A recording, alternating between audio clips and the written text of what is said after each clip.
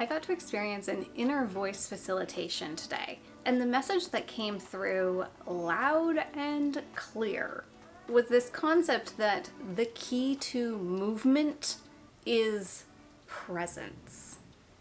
Our minds like to function in a linear progression. So if point D is our final stopping point, then we do point A, point B, point C, and then we achieve point D. However, the achievement that we end up with at point D is limited to where we were, our perspective, our perception, and our awareness of what is possible from where we started at point A. So what if you took the moment to get present each step along the journey and reassess or re-perceive where you are now and what opportunities, what possibilities are available to you as you head in the trajectory of point D. So point D from where you are looks like one thing. Point D as a trajectory looks different.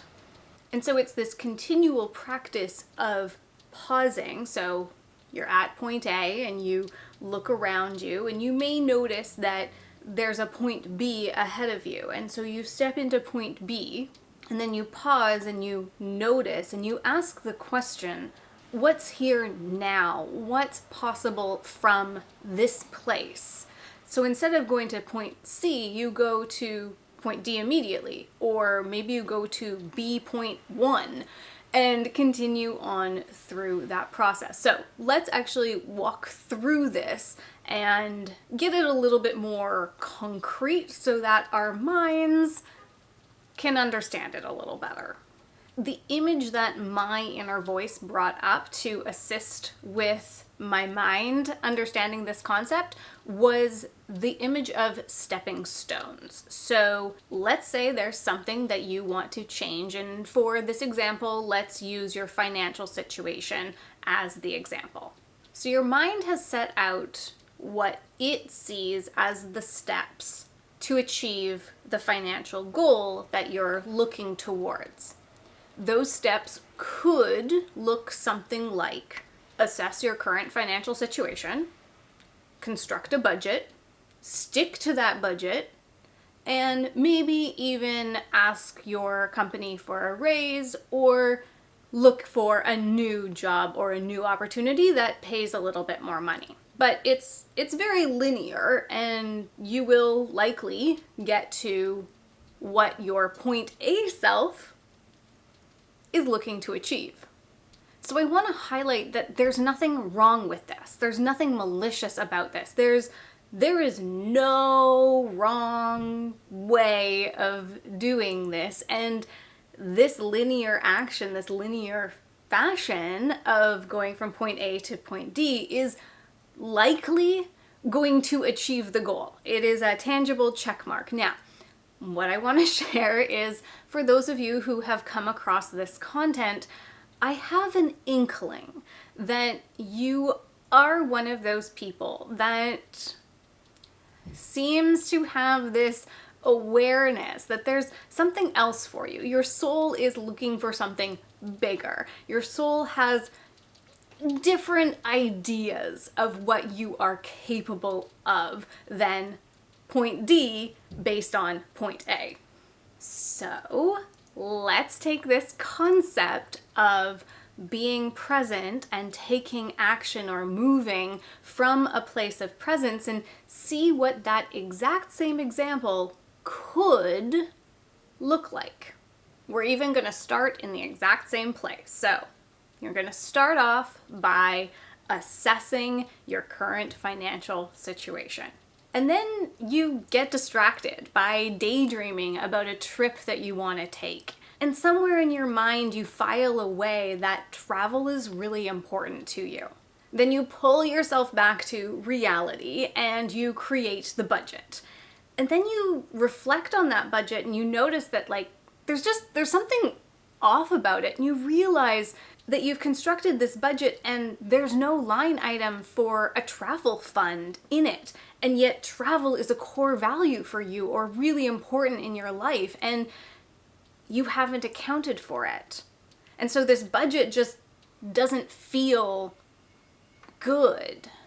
And as you're sitting there with this experience, your attention wanders to your space around you and you notice your camera sitting on a shelf somewhere, and you start to catch your mind thinking about the money that you've wasted on this camera, and you get distracted in this experience of your camera. And then for some reason you reach out and you grab your camera and you just start taking photos, and then you go for a walk the next day and you bring your camera with you and you start taking pictures, and then maybe you start posting them on social media. And you're just doing this because it's something that you enjoy doing, and it called out to you and you started to pay attention and take action in that moment. And then all of a sudden you get a DM, and this DM is from a brand that is opening up a location in your city, and they love your photos and they really want you to work with them and to take some photos for them. And then they love your work and they love what you've done for their brand. And then they're opening a new location somewhere else in the world, and they ask you to travel to go and take those photos.